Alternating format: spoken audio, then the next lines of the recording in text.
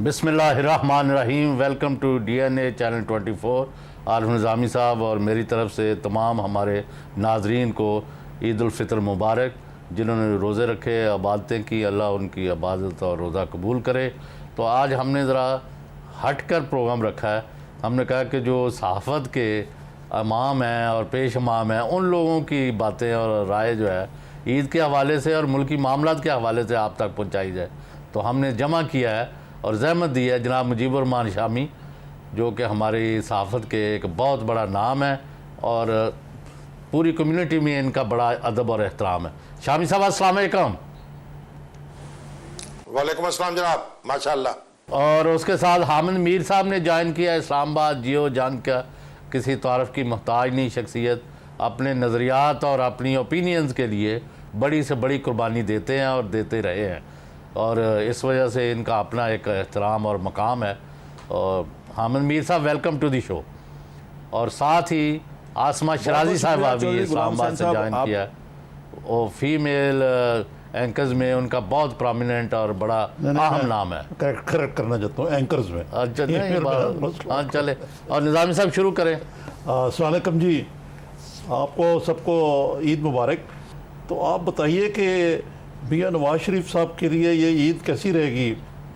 जी आरिफ निज़ामी साहब, बहुत बहुत शुक्रिया। सबसे पहले तो आपको, चौधरी गुलाम हुसैन साहब को, मुजीबुर रहमान शामी साहब को, आसमा शराजी साहबा को और आपके तमाम देखने वालों को ईद मुबारक हो। और बड़ी खुशी हुई आपके साथ बात करके। और लेकिन आपने बुलाया है और सबसे मुश्किल सवाल सबसे पहले मुझे कर दिया आपने। तो नवाज़ शरीफ साहब जो हैं, ये ईद उनकी जो है वो मेरा ख्याल है कि तकलीफ़ में गुजरेगी, क्योंकि कुछ दिन पहले जब मैं उनको मिला था लंदन में तो वो काफ़ी तकलीफ़ में थे। और ज़ाहिर बात है कि उनके 4 बाईपास हुए और हो सकता है कि अब वो काफ़ी रिकवर कर गए हों, लेकिन तकलीफ़ थोड़ी सी बाकी है। लेकिन हिम्मत उनकी बरकरार है, अज़म और हौसला भी उनका बरकरार है। और वो मेरा ख्याल है कि उनको अच्छी तरह अंदाज़ा है कि ईद के बाद पाकिस्तान के कैसे हालात होंगे। और उन आने वाले हालात के बारे में उन्होंने कुछ मेरे साथ तबादला ख्याल भी किया था, कुछ और लोगों के साथ भी किया। जी शामी साहब, आप भी मिलके हैं मियां साहब को, आपको क्या लगता है कि वो वाकई फाइटिंग मूड में? और एक और चीज़ के बारे में ये कि हमारे बाज़ एंकर हजरात भी और बाज़ तजिया नगार और बाज़ जो हमारे सोशल मीडिया, वो कहते हैं मियां साहब का तो बाईपास ही कोई नहीं हुआ। आप क्या कहते हैं डॉक्टर मुजीबुर रहमान शामी? डॉक्टर आरिफ निज़ामी साहब से क्या चीज़ छुपी हुई है जो डॉक्टर मुजीबुर रहमान शामी को कुछ बताना पड़े? तो आप तो माशाल्लाह मुझसे बड़े डॉक्टर हैं।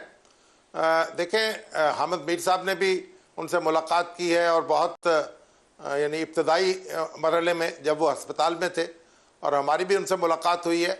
और इसमें तो कोई दो राय हो नहीं सकती कि उनका ऑपरेशन हुआ है और ओपन हार्ट सर्जरी हुई है, और उसके असरात भी उन पर वाज़े थे।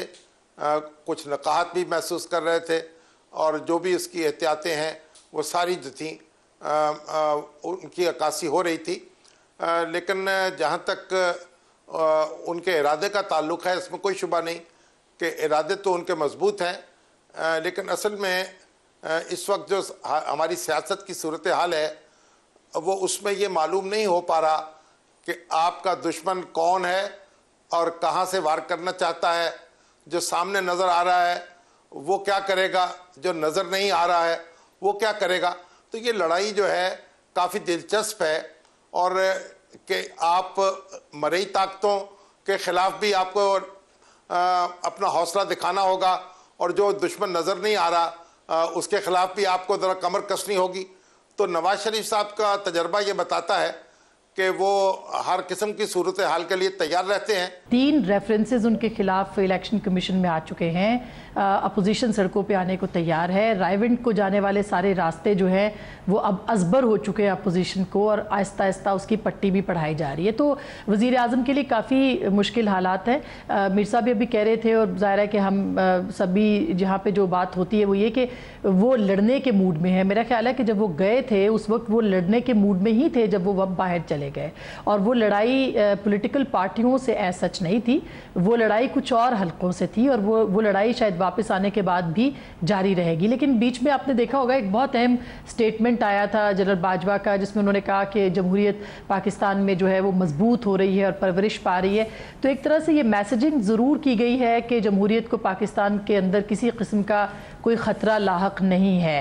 अगले 3 महीनों में या 2 महीनों में उनको बहुत ही अहम अनाउंसमेंट करना है, और वो अनाउंसमेंट जो है वो आर्मी चीफ के हवाले से है, नए आर्मी चीफ के हवाले से। तो उनका दिल इतना मजबूत है अभी तक कि वो ये अनाउंसमेंट कर पाएंगे या नहीं, एक बहुत बड़ा सवाल है, और इसका जवाब मेरा ख्याल है निज़ामी साहब आपसे बेहतर कोई नहीं जानता। गुलाम हुसैन साहब, इन्होंने मुझसे ही सवाल पूछ लिया। ये यकीनन आपने ठीक कहा कि जो आइंदा 2 माह हैं वो मियाँ साहब के लिए बड़े क्रूशल हैं। और जहाँ तक मेरी इत्तला है कि मामलात जहाँ अटके हुए, बड़ा अजीब सी नहज है कि मियाँ साहब इस मूड में नहीं है कि कोई एक्सटेंशन दी जाए आर्मी चीफ को, जबकि चौधरी निसार अली ख़ान और ख़ास तौर पर शहबाज शरीफ साहब एक ब्रिज बने हुए हैं, और वो कहते हैं कि इस वक्त मामलात जो हैं वो बड़ी बुर्दबारी से हल करने चाहिए, क्योंकि सिचुएशन जो है वो बड़ी नाजुक है अपोजिशन के ऑनस्लॉट की वजह से। आरिफ निज़ामी साहब, आपसे गुजारिश ये है कि ये ईद का प्रोग्राम है तो इसमें कुछ हम गुफ्तगू ऐसी करें कि ईद कुर्बान ना हो, सबके लिए मामलात ठीक रहें। तो इसमें मैं यही कहूँगा कि मैं शामी साहब से एग्री करता हूँ कि क्योंकि DGISPR के ज़रिए आर्मी चीफ का ये ओपिनियन पूरी कौम के सामने आ चुका है कि वो मज़ीद एक्सटेंशन लेने के लिए तैयार नहीं, तो स्टेटेड पोजीशन तो यही है। मेरा ख्याल है कि इन्हीं अल्फाज पर उनको कायम रहना चाहिए, क्योंकि जो सच्चा सिपाही होता है वो अपने अल्फाज पर हमेशा कायम रहता है, और जो बात उन्होंने कौम को कह दिया है, जो कौम के साथ वादा कर लिया है कि मैं मज़ीद एक्सटेंशन नहीं लेना चाहता, तो अगर वो एक्सटेंशन नहीं लेंगे तो इससे उनका भी कद बुलंद होगा, और इससे अफवाज पाकिस्तान का बतौर एक इदारा भी उनका कद बुलंद होगा। जहाँ तक शामी साहब ने बात की है कि तजवीज़ दी जा रही है जी कि उनको फील्ड मार्शल बना दिया जाए, तो ये तजवीज़ जो है ये इस्लामाबाद से छपने वाले कुछ अंग्रेज़ी के जो अखबारात हैं उन्होंने लीड स्टोरीज़ के तौर पे शाया किया है कि जी उनको फील्ड मार्शल बनाया जा रहा है। इसी तरह कुछ जो तबसरा निगार हैं या एंकर्स हैं जो कि खुद क्लेम करते हैं कि वो इस्टेब्लिशमेंट, मीर साहब वो कौन सा सब्सटेंटिव रैंक है, ऐसी ही है वो। हाँ नहीं, लेकिन उन्होंने कह रहे हैं कुछ प्रो एस्टेब्लिशमेंट। हाँ, ये आप सही कह रहे हैं। हाँ जी जी। अच्छा मीर साहब ये एग्री करता हूं। फरमाए आसमा आप भी कि फौज और हुकूमत के दरमियान जो इख्तलाफात की बातें हैं, दोनों का स्टैंड पॉइंट क्या है, क्या इख्तलाफात है, इसके ऊपर आप जवाब दें आफ्टर शॉर्ट ब्रेक।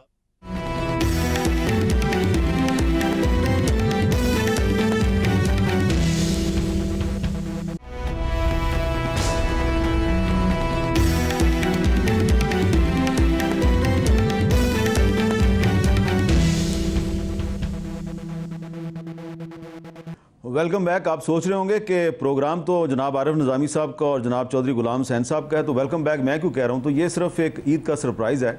और अब चौधरी साहब और आरिफ निज़ामी साहब से मैं ये पूछने की जिसारत करूँगा कि वो पहले जरासी पूछा होता तो जवाब दो के इख्तलाफात को। और पहले तुसी ये दसो तुसी ईद किस तरह गुजारते हो? हाँ जी मीर साहब, ये तो दसो तुसी ईद ते करदे की हो? जी जी मीर साहब, क्या पूछ रहे थे आप?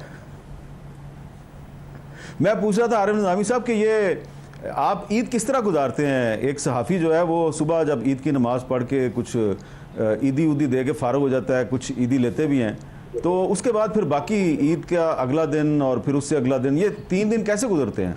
मीर साहब, एक तो बात यह है कि ख़ास तौर पे मेरे में और आप में और मेरे ख्याल से शामी साहब और किसी हद तक गुलाम हुसैन साहब जो हैं, और आसमा शराजी शायद प्रिंट जर्नलिज्म में नहीं रही है। प्रिंट जर्नलिज्म में कुछ ऐसी आदत पड़ जाती है कि जिस दिन ये ना फ़ोन करके पता करें कि क्या खबर है, और कुछ ऐसे लगता है कि एक आध दिन के बाद जो गुजारनी मुश्किल हो जाती हैं, कि फिर यह है कि आदमी कहता है यार इस पर अब टीवी पे जाके कुछ कहते हैं हम, वो भी नहीं होता।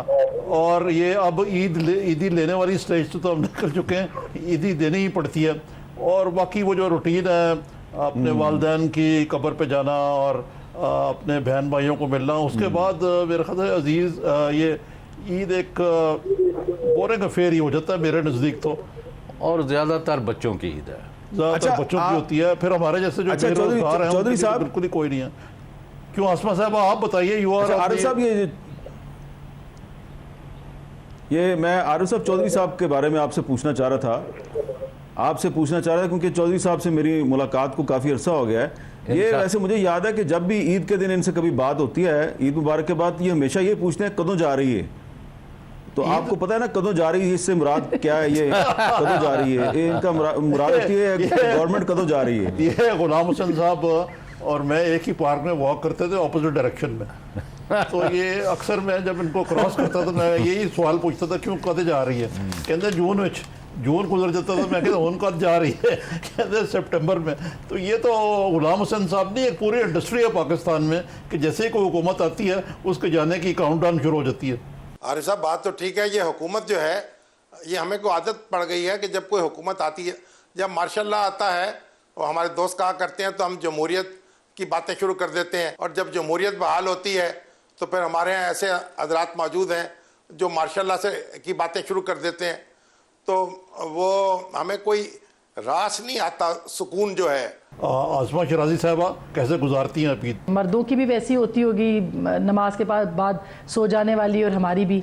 लेकिन ज़ाहिर है एज अ वुमन या एज अ मदर हमें तो फिर बच्चों के कपड़े भी उनको पहनाने हैं, उनको नाश्ते भी कराने हैं, उनको सवैयाँ भी खिलानी हैं, फिर हमें ससुराल के का भी ख्याल रखना है और अपने मैके का भी ख्याल रखना है, सबको ईदियाँ भी बांटनी है। तो ये बड़ी इंपॉर्टेंट है। लेकिन मैं आपको एक बात बताऊँ, मीर साहब बहुत इंटेलिजेंट एंकर हैं, उन्होंने पूरी गुफ्तगू का रुख जो है ना वो बड़ी खूबसूरती से मोड़ दिया है। लेकिन मैं फिर भी ये सवाल आप सारे चारों से मैं करूँगी कि एक्ट ऑफ पार्लियामेंट की जो बात हो रही है कि उसमें तब्दीली उसके ज़रिए लाई जाए और आर्मी चीफ की मुद्दत मुलाजमत में ही तोसी की जाए, ना कि एक्सटेंशन, तो उसमें कितनी हकीकत है और क्या ये मुमकिन हो सकता है? जो हुकूमत जाने लाने वाली बात और जो टेंशन वेंशन है, क्या इस पर भी कोई टेंशन हो सकती है या ये बस अफवाहें ही हैं? नहीं, ये मेरा ख्याल है ज़्यादती कर रहे हैं कुछ एलिमेंट्स कि जी असल इशू तो बस इतना है। और जिस तरह मेले के बारे में था ना, वो मेला क्या था, बस मेरा जुली लुटन का प्रोग्राम सी कि यानी ये सारा ड्रामा जो है रहील शरीफ के एक्सटेंशन के लिए हो रहा है।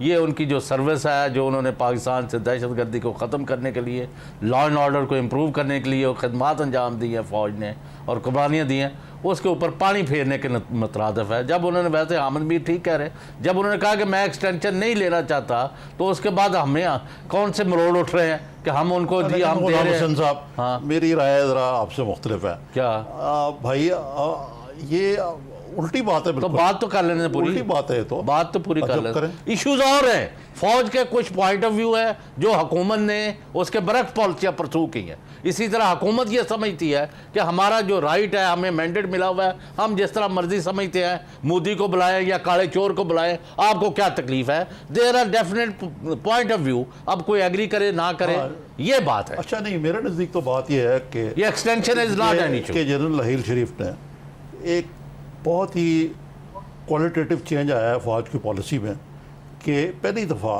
दहशत गर्दों को हाथ डाला गया और कामयाबी से उनकी क़यादत में ज़रबे से। तो कौम चाहती है कि उनकी खिदमात से मज़ीद फ़ायदा उठाए, वो चाहे या ना चाहे। मैं तो इसको पॉजिटिवली देखता हूँ। चले आप पूछे। ये मसला है। दूसरा ये जो है ना बात कि जनाब मोदी की पिंगें और ये और वो, ये कैसा ही हो सकता है कि मियाँ साहब ने थोड़ा सा शुरू में ज़रा ओवरडू किया और पर्सनल और जो यानी जो जफियाँ और हैंडशेक से बुनियादी मसाइल तो हल नहीं हो सकते इंडिया और पाकिस्तान। लेकिन इसका यह मतलब नहीं है कि जनाब जो सियासी हुकूमत है उसको मैंडेट है और यकीनन उसको कौमी हुकूमतों को आगे बढ़ाने का शामिल है। और जिस तरह सरताज अजीज साहब ने उस दिन कहा कि फ़ौज की और सिविलियन की एक पार्टनरशिप है, यहाँ 35 साल तक मार्शल लॉ लाए, तो ये भी ज़रूरी है कि फ़ौज को ऑन बोर्ड रखा जाए। इस वक्त तक तो मैं इत्तफाक करता हूँ। और ये कि वीटो पार होना तो उनके पास ये एक अलग बहस है। जी शामी साहब, आप कुछ कहना चाह रहे थे? हाँ, मेरा ख्याल बीच में कुछ आवाज़ लगी। बात तो आपकी दुरुस्त है। असल में हमें तो ये बात ना हुकूमत की तरफ से वाज़े तौर पर बताई जाती है, ना फ़ौजी हुकाम की तरफ से बताई जाती है कि इख्तलाफात क्या होते हैं और फासले क्यों पैदा हो जाते हैं। लेकिन जो चुपके चुपके कानों में बातें कही जाती हैं, उनसे मालूम होता है कि इंडिया के साथ जो रिलेशनशिप है उसके मामले में इख्तिलाफ है। देखिए, इंडिया के साथ जो हमारी रिलेशनशिप है, कोई शख्स भी पाकिस्तान में ये नहीं चाहता कि मसाइल हल किए बगैर उनसे जफ्फी डाल ली जाए। लेकिन बहरहाल सियासी लोग जो हैं उनका एक अपना तरीक़ेकार है और जो फौजी क़यादत है उसका एक अपना तरीक़ेकार है। तो सियासी क़यादत को ये मौका मिलना चाहिए कि वो अपने असलूब के मुताबिक और अपने मजाज के मुताबिक मामलात को डील कर सके। यानी डील करने का जो अंदाज है, अगर आप किसी से अपने ताल्लुकात जो हैं उनको बेहतर बना रहे हैं, मेल मुलाकात शुरू हो रही है और आप एक खुशगवार माहौल में एक दूसरे से बातचीत कर रहे हैं, तो इसका मतलब ये नहीं है कि आपने अपने बुनियादी मसाइल को पसे पुश डाल दिया है। ये जो बातें कही जाती हैं और जिस तरीके से फैलाई जाती हैं, ये बहुत अफसोसनाक है। और ये बात आज की नहीं है, अगर आप तारीख में झांक के देखें तो लियाकत अली खां के दौर से ये बातें शुरू हैं। उनकी बेगम साहबा के हवाले से क्या क्या बातें नहीं होती थी। और आज तक जब भी कोई वजीर आज़म कोई पॉलिसी इनिशिएटिव लेता है या कोई अपने मामलात को बेहतर बनाने के लिए थोड़ी सा इनफॉर्मल होता है, इस तरह की बातें शुरू कर दी जाती हैं और सब्सटेंस पर नज़र नहीं होती और बज़ाहिर जो चीज़ें नज़र आ रही हैं उनको मौजू बना लिया जाता है। तो ये हमें हमारे फौजी हुकाम को भी ये बात मद्देनजर रखनी होगी। और फिर साथ ही ये देखिए आप कि ये तासुर देना भी ज़रूरी है, इसमें फौजी क़यादत की भी जिम्मेदारी है और उनके अपने मुफाद में है कि वो ये तासुर दें कि जो सियासी क़यादत है वो बालातर है और उसके हाथ में ज़माने कार है। ये तासुर देना हमारे सारे अदारों की जिम्मेदारी है। अगर हम एक मुख्तलिफ मैसेज देंगे तो उससे मुल्क के मामले में एक कमज़ोरी का पैगाम जाएगा, कोई ताकत का पैगाम नहीं जाएगा। आप सबसे बातों का सिलसिला जारी रहेगा आफ्टर शॉर्ट ब्रेक।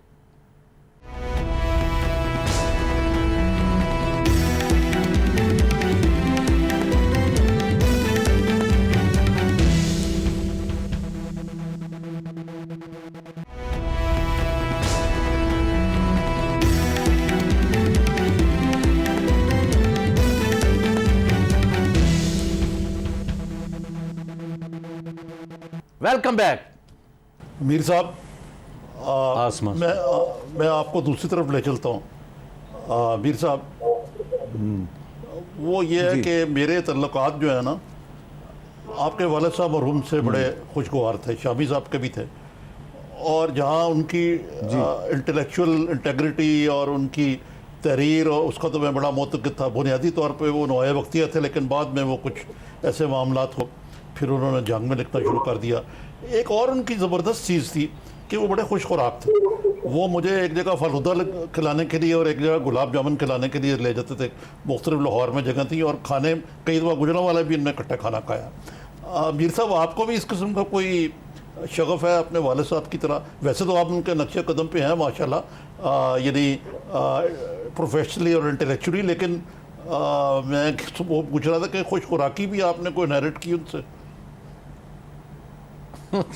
जी, बहुत ज़्यादा। ये खुश खुराकी जो है ये आपको पता है कि हमारा एक ख़ानदानी विरसा है, लेकिन ये खुश खुराकी जो है ये अब काफ़ी प्रॉब्लम भी बनती जा रही है। और वो जहाँ जहाँ पे आप वारिस मीर साहब के साथ फलूदा खाते रहे हैं, मैं भी वहाँ पे कई दफ़ा गया हूँ, बल्कि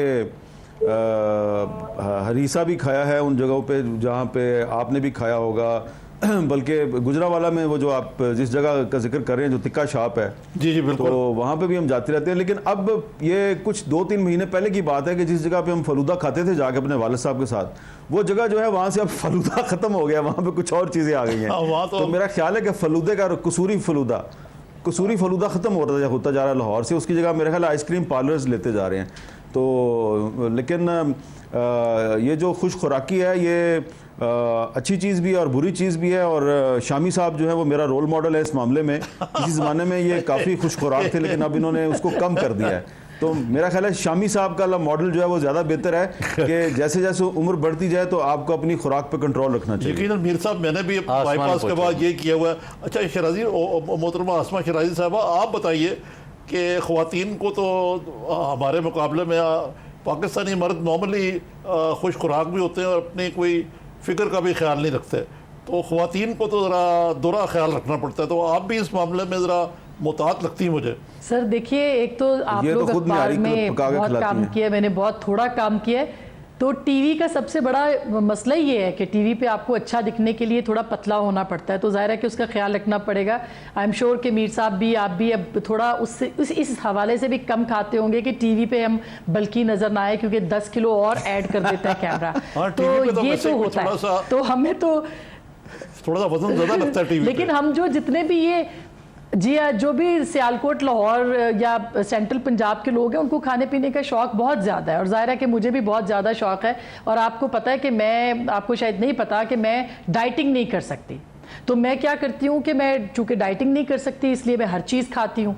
लेकिन ये है कि थोड़ा थोड़ा कभी वॉक कर लेती हूँ। बाकी अल्लाह ताला की ब्लेसिंग है, अभी तक उस तरह से मोटापा नहीं आ रहा। आ ज़रूर रहा है, लेकिन उस तरह से नहीं आया। तो खाना पीना जो है वो हम सबका ही, मेरा ख्याल है, मशगला है बहुत ज़बरदस्त। वैसे निज़ामी साहब, मुझे ये बताइए, मैं बड़े दिनों से ये सवाल पूछना चाह रही थी। आप सब लोग प्रिंट के माशाल्लाह बहुत सीनियर नाम हैं, और मेरे तो उस्ताद हैं सबके सब। ये आप लोगों को टीवी में क्या फ़र्क लगता है? टीवी और अखबार में, मतलब ज़ाहिर है कि अखबार की ज़िंदगी और थी, टीवी की ज़िंदगी और है, तो आप सब लोगों को क्या फ़र्क लगता है? जी, मैं आपको अर्ज़ करूँगा, मैंने देखे, मुझे तो 40 साल से ऊपर हो गए इस दश की सयाही करते हुए। मैंने उर्दू नवायत अखबार का एग्जीक्यूटिव एडिटर था, नेशन मैंने निकाला, पाकिस्तान टुडे मैंने निकाला, अब भी मैं लिखता भी हूँ उर्दू और अंग्रेज़ी में। लेकिन सारे अट्रैक्शन के बावजूद, इलेक्ट्रॉनिक मीडिया की पजीराई के बावजूद, प्रिंट मीडिया का जो नशा है वो अपना है। वो इस लिहाज से कि अभी भी लिखे हुए लफ्ज़ की फिर भी थोड़ी बहुत असाबत है। यहाँ मैंने जो टेलीविज़न पे महसूस किया, ख़ास तौर पे हमारे शोबे में, क्योंकि हम सब एक ही आर्ट के प्रैक्टिशनर हैं, इंक्लूडिंग गुलाम हुसैन साहब, कि जो स्पोकन वर्ड है उसकी इतनी सेंसिटिविटी नहीं। हमारे कई जो साथी हजरात हैं, एंकर हजरात, एक दिन कुछ कहते हैं, उसके अगले दिन उसकी ऑपोजिट बात कहते हैं। और जो दिलचस्प बात है कि कोई व्यूअर भी उनकी खबर नहीं लेता।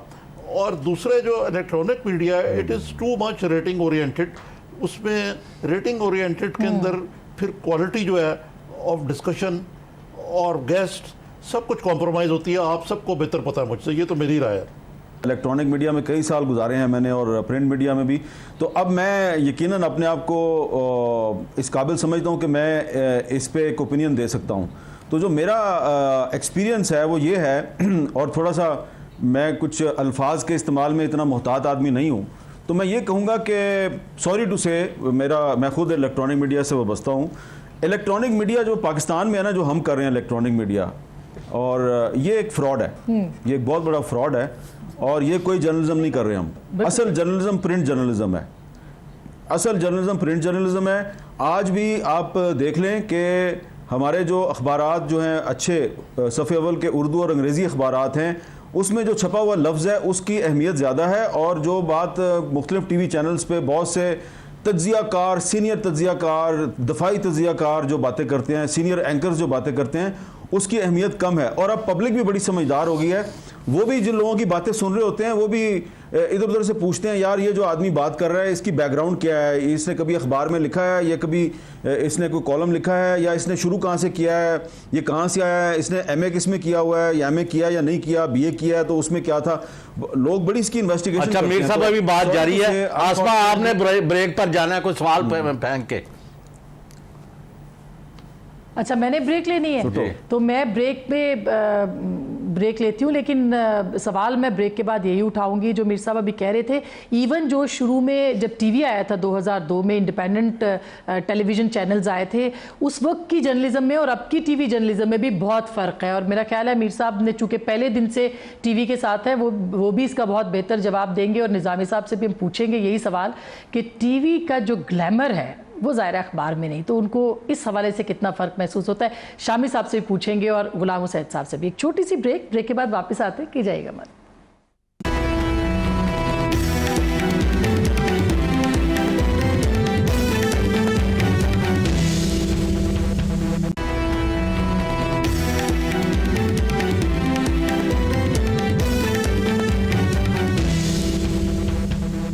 Welcome back. देखिए गुलाम हुसैन साहब, ये भी आपका अख्तियार है, वेलकम बैक। आप मुझसे देखिए। चलें वो जो आसमा साहब, आपने ये सवाल उठाया था ब्रेक से पहले कि 2002 और अब के मीडिया में बड़ा फ़र्क आ गया, तो शामी साहब आप इस बारे में गुफ्तगू का आगाज़ करेंगे? देखिए आरिफ साहब, बात यह है कि जो इलेक्ट्रॉनिक मीडिया है उसने लोगों की दिलचस्पी बहुत पैदा कर दी है। लोग अब मुल्की सियासत के बारे में, मुल्की हालात के बारे में, यानी उनका जो इंटरेस्ट है उसमें बहुत इजाफा हो गया है। और शाम को जब लोग बैठते हैं और टेलीविज़न प्रोग्राम देखते हैं तो उनकी इन्वॉल्वमेंट जो है बहुत दीदनी होती है। तो इस लिहाज से तो इलेक्ट्रॉनिक मीडिया ने बहरहाल एक बड़ी तब्दीली का आगाज़ किया है। लेकिन जो डेप्थ प्रिंट भी है वो जाहिर है कि इलेक्ट्रॉनिक में हो नहीं सकती। यहाँ तो बहस व तमीज़ में एक दूसरे से उलझने में यानी वक्त सर्फ हो जाता है अक्सर औकात, और सुनने वाले के और देखने वाले के पल्ले में नहीं पड़ता कि वो क्या करना क्या उसको बताया जा रहा है, हकीकत क्या है क्या नहीं है। और इतनी अब वो ये जो शो हैं बाज़ औक़ात ये तफरी का सामान भी हो जाते हैं, जैसे अब बटेरबाजी हो रही है या मुर्गबाजी हो रही है, उसी तरीके से यहाँ लोग लड़ रहे हैं। लेकिन प्रिंट में बहरहाल एक मौजू होता है, सोच समझ के लिखा जाता है, सोच समझ के पढ़ा जाता है, तो उसके अपने असरात हैं। दोनों ही मिलके एजुकेशन कर रहे हैं और ट्रांसग्रेस भी हो रहा है, गाली गलोच भी आ रही है, लेकिन बहुत अच्छा काम भी हो रहा है। साहब कंदील बलोच के जरिए हम एजुकेशन कर रहे हैं, ये नहीं वो तो मेरा ख्याल है। आसमा शिराज़ी साहब आप बताइए। आरिफ साहब, जी मीर साहब, एक छोटी सी बात मैं करना चाह रहा हूँ कि जो बुनियादी फर्क है ना, आसमा एक छोटी सी बात मैं करना चाह रहा हूँ। पहले आप कर ले फिर मैं करता हूँ, पहले आसमा को बोल लेना। जी सर, नहीं आप पहले प्लीज, मुझे आवाज नहीं आई। जी जी अच्छा, मैं सिर्फ ये कहना चाह रहा हूँ कि जो बुनियादी जो फ़र्क जो है ना, जो प्रॉब्लम मेरे लिए बन रहा है बतौर एक जर्नलिस्ट के जो कि इलेक्ट्रॉनिक मीडिया से वाबस्ता है, कि इलेक्ट्रॉनिक मीडिया जो है वो बहुत तेज़ी के साथ वो जर्नलिज़म से दूर होता जा रहा है। और लोग जो हैं वो ये समझते हैं, अपने आप को प्रेजेंट इस तरह करते हैं, बहुत से एंकर हजरात और बहुत से जो हमारे इलेक्ट्रॉनिक मीडिया के साथी हैं, कि अवाम के मसाइल ना जो है वो उनकी जिम्मेदारी है और वो कौम के मसीहा हैं। सिर्फ हमने मसाइल को उजागर करना है, मसाइल की निशानदही करनी है। कहीं पे तज़िये के ज़रिए आप मसाइल का हल भी तजवीज़ कर सकते हैं, लेकिन मसाइल हल करना वो हुकूमत का काम है, ये एक गवर्नेंस का बुनियादी इशू है। लेकिन हमने इसको मिक्सअप कर दिया है और लोग जो हैं वो अब आपके पास मसाइल लेके आते हैं कि जी हमारा मसला हल कर दें। जब हम उनको कहते हैं कि भाई ये मसला हम उजागर कर सकते हैं, इसको हाईलाइट कर सकते हैं, मसला हल करना हुकूमत का काम है, तो कहते हैं ये तो फिर वो आप वो मीर साहब इसलिए करते हैं, वो कहते हैं अभी इनके पास वज़ीर ख़ारजा बैठा था, अभी ये वज़ीर आज़म के पास चाय पी रहे थे, अभी ये ओबामा से बातें कर रहे थे, तो ये मसले क्यों हल नहीं करा सकते? उनके अंदर ये बैठी हुई बात। लेकिन मैं मीर साहब से सतह तो वाक़ करता हूँ, बहुत हाई हो गई। जब बाद में साथियों को मिलता हूँ अपने पुराने, तो लगता है उनके तर्ज अमल से कि उनके सींगों पे सारी दुनिया समाई हुई है। क्यों मोहतरमा, आप क्या कहेंगी इस बारे में? बिल्कुल बिल्कुल सर, अब मसला ये है कि बहुत सारे लोग जो है वो एंकर्स को तनकीद भी करते हैं, लेकिन अंदर से वो एंकर ही बनना चाहते हैं। हाँ, ये और उनको शौक भी बहुत होता है कि वो टेलीविजन पे आके काम भी करे, क्योंकि एक बहुत ग्लैमर और एक बहुत इन्फ्लुएंस है। और लेकिन 2007 के बाद से जो मीडिया है वो बिल्कुल डिफरेंट हो गया। तो हमें जो सबसे ज़्यादा बताया जाता था या जिसके ऊपर सबसे ज़्यादा जोर दिया जाता था, चाहे हमने रेडियो में काम किया या थोड़ा अर्सा के अखबार में काम किया या टीवी में काम किया, उसमें यह था कि लफ्ज़ जो है वो कितना इम्पॉर्टेंट है और लफ्ज़ का कितना इम्पैक्ट है। मसला ये है कि जो भी नए नए लोग हमारे दोस्त आए हैं, साथी आए हैं, उनको नहीं पता कि उनके मुंह से निकला हुआ लफ्ज़ जो है उसका इम्पैक्ट कितना ज़्यादा है। 2002 से 2007 तक हमने बहुत अच्छे तरीके से देखा कि जो इलेक्ट्रॉनिक मीडिया का काम था, जो सोशल इम्पैक्ट था, जिससे लोगों की तवक्कुआत हमसे बहुत ज़्यादा बढ़ गई और इवन अभी भी बढ़ी हुई हैं, क्योंकि वो समझते हैं कि हम उनकी आवाज़ लोगों जो इक़्तिदार में बैठने वाले लोग हैं उन तक पहुंचा सकते हैं। तो ये एक्सपेक्टेशन उनकी गलत नहीं है, हम आवाज पहुंचाते हैं। जाहिर है मीर साहब ने जैसे कहा हल नहीं है हमारे पास, जाहिर है हमारे पास हल होना भी नहीं चाहिए। अगर मैं आपसे पूछूं ये कि 2002 और अब में जो भी फ़र्क हो, लेकिन अगर मैं आपसे पूछूं अंग्रेजी में कि are we better off with the electronic media with all its fault और विदाउट इट, तो क्या जवाब देंगी आप? सर मेरा ख्याल है कि आई डोंट थिंक कि हम कोई किसी तरह से ये तनज़ुली का शिकार हो। मेरा ख्याल है कि कुछ मैच्योरिटी आने के लिए वक्त वक्त चाहिए, सॉरी जी, नहीं, वी आर बेटर ऑफ, मुल्क आगे बढ़ रहा है, लोग एजुकेट हो रहे हैं, बहुत सारा जुल्म ज्यादती We are होती थी, better, we वो are अब better. नहीं हो रही। हाँ, और सियासतदान Definitely डरते we- हैं थोड़ा सा, सर सियासतदानों को ये फिक्र नहीं, we रहती है are कि हमारी शाम को improving day by क्लास ले day, I लेंगे think. एंकर्स। क्यों जी मीर साहब? जी बिल्कुल, लेकिन सिर्फ निजाम साहब, सियासतदान डरते हैं ना। हम जी हाँ। जी सिर्फ सियासतदान डरते हैं ना, क्योंकि उनके हाथ में बंदूक नहीं होती। मैं ये कहने की जसारत करूंगा चौधरी गुलाम हुसैन साहब, बड़ी अदब और बड़ी एहतराम के साथ, कि परवेज़ मुशर्रफ पे हम बहुत तनकीद करते हैं और मैंने तो उनकी बड़ी मुखालफत भी की है, लेकिन मैं ये बात अब कहने पे मजबूर हो गया हूँ कि परवेज़ मुशर्रफ के दौर में इलेक्ट्रॉनिक मीडिया पे इतना प्रेशर नहीं था जितना कि आज के जमहूरी अदवार में है। उसकी वजह यह है कि परवेज़ मुशर्रफ के दौर में सिर्फ गवर्नमेंट का प्रेशर होता था, सिर्फ गवर्नमेंट हमारी आर्म ट्विस्टिंग करती थी और हम उस गवर्नमेंट की मुखालफत करते थे, उस पर तनकीद करते थे और वो हम पर पाबंदी लगा देते थे मुख्तलिफ ज़राए से, लेकिन फिर भी हमारी लड़ाई चलती रहती थी, हमें यह नहीं खतरा होता था कि हमारी जान खतरे में है। लेकिन ये पिछले 4-5 साल में मल्टी डायमेंशनल थ्रेट्स हैं पाकिस्तान के मीडिया को। गवर्नमेंट का भी प्रेशर होता है, फिर गवर्नमेंट के अंदर एक गवर्नमेंट है उसका भी प्रेशर होता है, नॉन स्टेट एक्टर्स का भी प्रेशर है, पॉलिटिकल पार्टीज़ का प्रेशर है, बिजनेस इंटरेस्ट हैं उनका प्रेशर है, रिलीजियस ग्रुप है उनका प्रेशर है। सारे के सारे समझते हैं कि ये वल्नरेबल लोग हैं, साफ़ी, इनको ब्लैकमेल करो, इनको प्रेशराइज करो, पैसे देने की कोशिश करो, पैसे नहीं लेते, इनको थ्रेट करो मुख्तलिफ तरीक़ों से। अब पाकिस्तान जो है मेरा ख्याल है हमारे लिए एक दोज़ख बनता जा रहा है। ख़ास तौर पर अगर आप किसी से कंप्रोमाइज़ नहीं करते तो वो कहते हैं कि जी ठीक है आपको जीने का हक़ नहीं है। तो मैंने ये बात एक दिन कही थी तो शायद वज़ीर-ए-आज़म नवाज शरीफ ने सुन ली थी, तो उन्होंने मुझे बुलाया तो उन्होंने कहा जी ये बताइए कि ये आपने कहा कि जी मुशर्रफ दौर से ज़्यादा प्रेशर आ गया, तो ये क्यों आपने ये बात की है? तो मैंने उनको तफसील से बताया कि जनाब उस दौर में एक प्रेशर होता था, अब 6-7 प्रेशर हैं। तो उन्होंने कहा अच्छा, मेरा ख्याल से सिर्फ मैं ही प्रेशर चाह, मैंने पता लगा तुम भी बड़े प्रेशर चो। नहीं, यकीनन इसके बावजूद कि मीर साहब हमारे यहाँ जो जिस इंस्टीट्यूशन का आपने जिक्र किया है, अभी भी बड़ी एहतियात से लोग उसके बारे में बात करते हैं फॉर ऑब्वियस रीज़न। इसके बावजूद मेरा ख्याल है अगर जो आप कह रहे हैं अगर उसमें थोड़ी सी भी सच्चाई है तो इसका, और यकीनन आप जो कह रहे हैं आप अपने पर्सनल एक्सपीरियंस से कह रहे हैं, तो ये एक अभी एक बैलेंस जो है वो स्ट्राइक नहीं हो पाया जो नहीं, जमहूरियत पर में होना चाहिए। निज़ामी साहब कथा कलामी मेरा सब्जेक्ट नहीं है, लेकिन आप मुझे बताएं कि जब ये बात जो है मीडिया हाउसेस वो साथ पानी पार्टी गवर्नमेंट के, कोई दूसरे फ्रीक से, कोई ISI से मिल जाए, कोई फौज से मिल जाए, कोई अपना ग्रुप के एक चैनल के खिलाफ उसको नीचा दिखाने के लिए आ जाए मैदान में, तो अब यही हालत है कि आजकल हर बंदा पीछे पड़ा हुआ है इलेक्ट्रॉनिक मीडिया का। एक जुमला आप इधर से उधर कह दें नोटिस आ जाता है, ये तमाशा बन गया है। ये तो इनका बेड़ा गर्क होगा इन जमहूरी जमहूरी गवर्नमेंट का इन्हीं हरकतों की वजह कैमरा की आप बात कर रहे हैं जी। क्यों जी मीर साहब?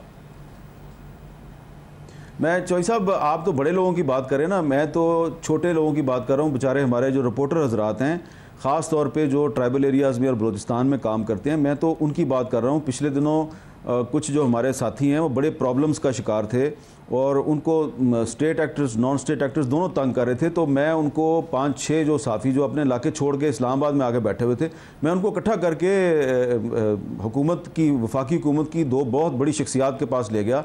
गवाह के तौर पर मैंने जनाब नजम सेठी साहब को भी साथ में लिया। मैंने कहा अगर आप गवाह रहे, आपको पता हो कि पाकिस्तान में क्या हो रहा है, और मैंने उन साथियों से कहा हाँ जी बताएं जी मिनिस्टर साहब को आपका क्या मसला है। तो उन्होंने मिनिस्टर साहब को मसला बताया, तो मिनिस्टर साहब ने उनको कहा कि जी मैं आपकी कोई मदद नहीं कर सकता।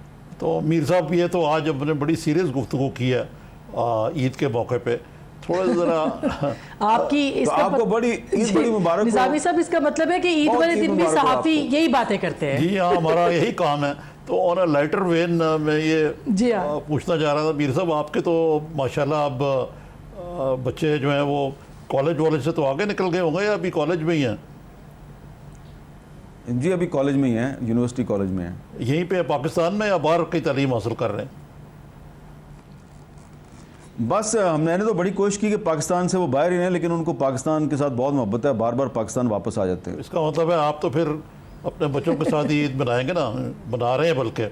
नहीं, वो आसमान जी से जी एक बेटा बिल्कुल, आया मैं है। अपने बच्चों के साथ ही ईद मना रहा हूँ। और भी सिर्फ यही 2 बच्चे नहीं, और भी हमने बहुत से बच्चे जो है उनको अडॉप्ट किया हुआ है, उन सब बच्चों के साथ हम ईद मना रहे हैं। Very good. वेरी गुड जी। आसमा साहबा आप बताइए, आप तो मेरे ख्याल से कोई इन लॉज के साथ भी कोई आपका टाकरा रहता है ईद के ऊपर या नहीं कोई? नहीं ईद पे होता है बिल्कुल, हम सब मिलते टाकरा जुलते हैं नहीं, और तामन शुक्र है सब रहता इसी शहर में है तो सबसे, हाँ, टाकरा नहीं, मुलाकात रहती है। और वैसे एक जो सवाल होता है निज़ामी साहब, ईद वाले दिन भी जहाँ भी जाएँ, ज़ाहिर है बतौर सहाफ़ी लोग समझते हैं कि आप शायद सबसे ज़्यादा बाखबर है, तो कोई और बात नहीं करता, सब कहते हैं आप बताएं जी फिर हुकूमत कब जा रही है या फिर ये आगे क्या हो रहा है जी, हमें कुछ बताएं। तो सारी ईद जो है ना वो इस पे गुजर जाती है। तो मैंने तो अब ये कह दिया है कि खुदा का वास्ता है कोई आदमी जो है हमसे ये सवाल ना पूछे, जो भी मिलने मिलाने वाले दोस्त हैं, कि भाई आगे क्या होने वाला है। तो मेरा ख्याल है इस तरह की मुसीबतें या इस तरह के मुश्किल सवाल है वो आपसे भी पूछे जाते हैं। आसमा, जी जी जी वीर साहब। आसमा, जी सर। हमें चाहिए कि आपको और मुझे और हमें ये तजवीज़ देनी चाहिए कि हम एक छोटा सा इश्तिहार लिख के ना अपने गले में डाल लें, हमारे साथ सियासी गुफ्तगू मना है। या आप डाल लें कि वो नहीं, ये तो बात उन फिर वो एक प्रोग्राम किस दिन होता है, जहमत देते हैं, बैठ के डिस्कशन करते हैं सास भी सियासी। कभी बहू थी, नहीं, एक मैं नहीं कह रहा। प्रोग्राम होता है तो नहीं, किस दिन वैसे आजकल discussion। एंकर थी कमीयत। नहीं, जी discussion मोहतरमा एंकर भी कभी बहू थी और बहू है। आप लोगों के वो मसाइल नहीं है जो हमारे मसाइल है सर। हाँ, यकीनन आपको आप लोगों को तो सिर्फ ऑर्डर करना होता है। घर भी और करियर अब दोनों देखना मुझे तो पड़ता पता है मीर साहब की, मुझे तो पता है भाभी जो है मीर साहब की वाइफ, वो सिर्फ फ़ोन पे मीर साहब से पूछती हैं कि साइज़, बल्कि उनको पता ही होता है, वो कुर्ते भी इनके खुद लेके आती हैं। तो ये तो मौजें हैं ना मीर साहब आप लोगों की और निज़ामी साहब। हमें देखें सबकी शॉपिंगें भी करनी पड़ती हैं, घर भी देखना पड़ता है, काम भी करना पड़ता है और फिर लोगों को सवाल But भी you enjoy जवाब भी doing देना this. पड़ता हाँ, है कि लेकिन ईद के बाद हुकूमत रहेगी आसमा या साहबा, नहीं। ये काम तो मैंने भी और मीर साहब ने भी गालबन बड़े अरसे से आउटसोर्स कर दिया है। वो अगरचे महंगा पड़ता है हमें ये नुस्खा, लेकिन क्या करें, खुद हम कर नहीं सकते। तो आपका मीर साहब बहुत बहुत शुक्रिया, शामी साहब आपका शुक्रिया, मोहतरमा आसमा शिराजी साहब आपका शुक्रिया। हमारा वक्त ख़त्म हो गया। आप सबको ईद मुबारक, खुदा हाफिज़।